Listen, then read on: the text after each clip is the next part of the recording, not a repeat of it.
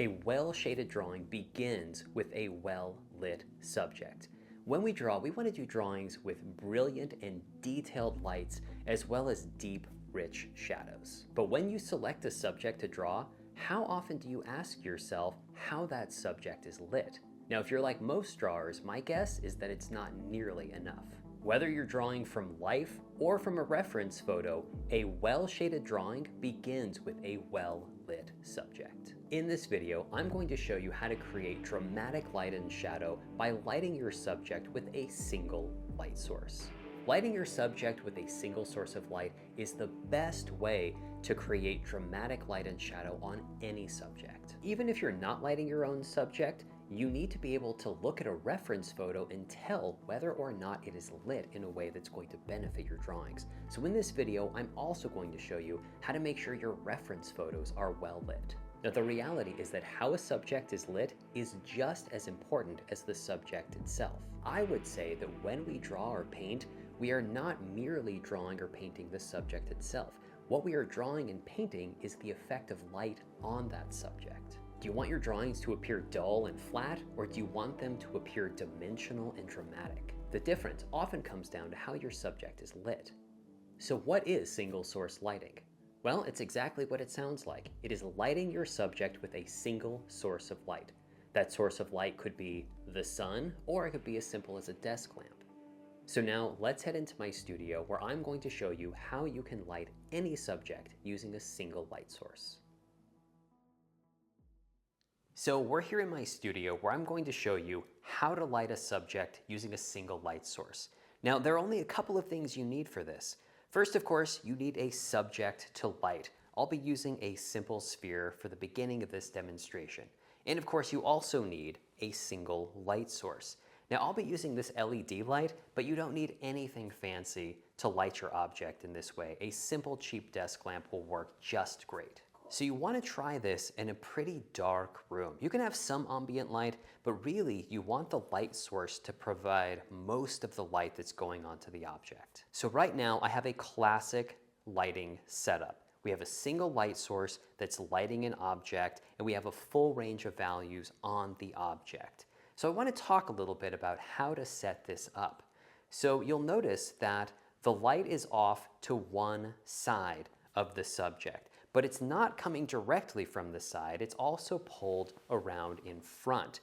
You'll also notice that the light source is slightly above the object. So the goal of this kind of lighting is to have somewhere between 2/3 and 3/4 of your subject in direct light and 1/3 to 1/4 of your subject left in shadow. And you can see that demonstrated beautifully right here. Most of the sphere is being hit with light directly from the source, but we do have some very deep, beautiful shadows, and we can see a gorgeous cast shadow extending off to the side. Now in just a few minutes, I'm going to move the light source around so you can see some variations on this type of classic lighting, but I just wanted to talk about some of the things to look for when you're lighting a subject with a single light source. First, you can see we have a full range of values. You can see a bright highlight on the lit side of the sphere, and we can also see deep blacks in the cast shadow. So to draw this, we would need to use a full range of values, from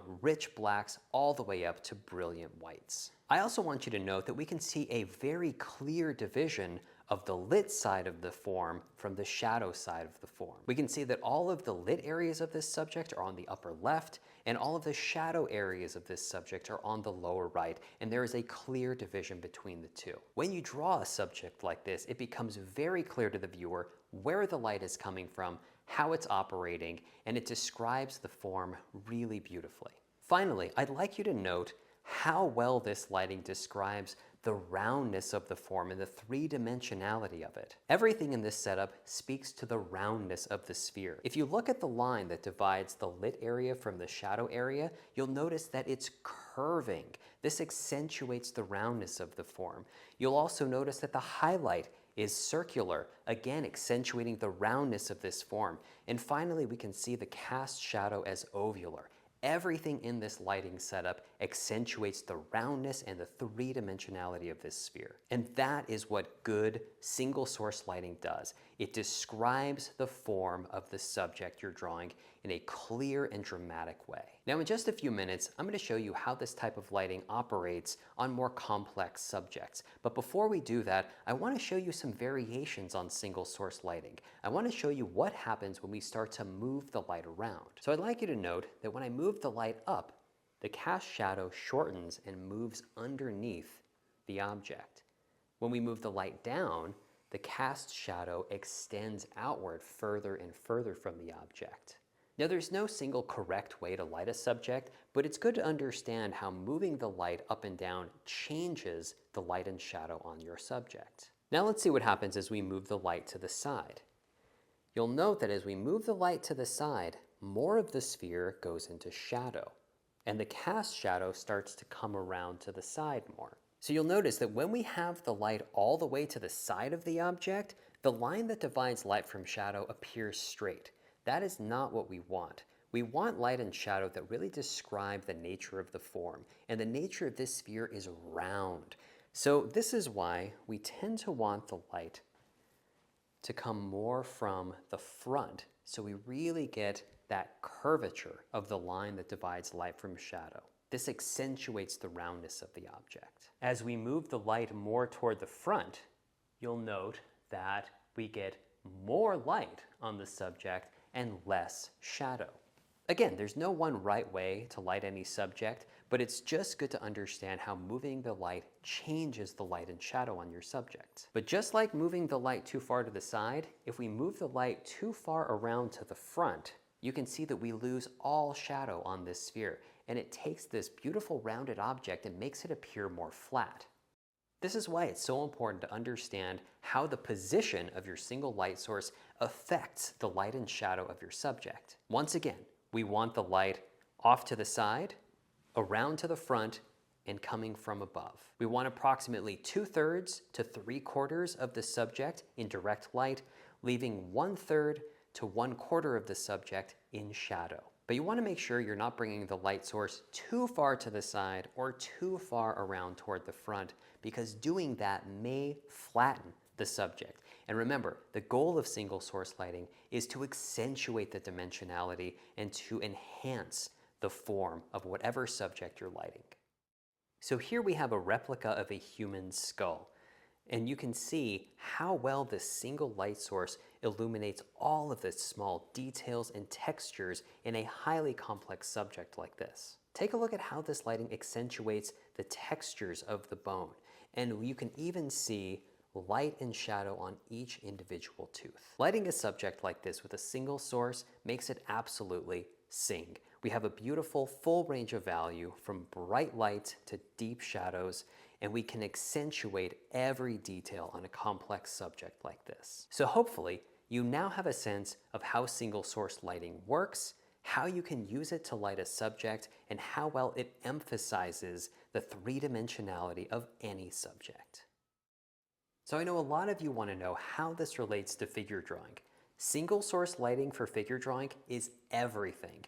Every single drawing of the figure I do is lit with a single source. It is by far the best way to light and shade a figure. So in this drawing, the light source was coming from the upper left, which means that the upper left sections of the forms are in light and the lower right sections are left in shadow. So in a drawing like this, I have about 2/3 of the subject in light and 1/3 in shadow. And you can see what a beautiful job this lighting does describing all of these small anatomical details. We can see all of these undulations of muscle and bone coming through clearly in this drawing. So you want to start off practicing with simple subjects like spheres. But of course, once you understand how to light more simple subjects, you can light more complex subjects like the human figure.